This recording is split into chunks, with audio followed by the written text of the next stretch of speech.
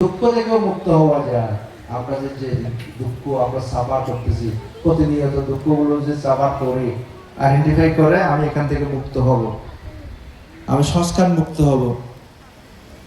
তো সর্বশেষ কি যে কথাটা বললাম, পাইয়া পারিশুজ্জাতি, প্রজ্ঞার দ্বারা পরিশুদ্ধ হওয়া।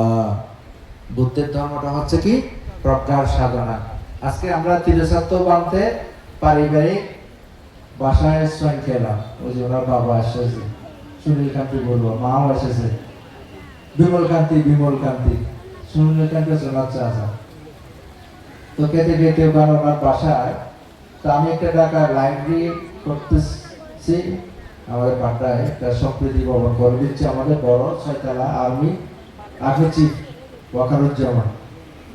তো ওখানে আমি বলছি একটা ক্যাফে থাকবে কফি খাওয়ার জন্য, যারা লেখাপড়া করতে আসবে লাইব্রেরিতে তাদের জন্য একটা কফি শপ থাকবে, কফি খাবে, কফি খেয়ে ওখানে লেখাপড়া করবে। তো উনি বলতেছে বেশি আড্ডা দিলে অন্যান্য লোক এসে আড্ডা করতে পারে, বলছে আপনি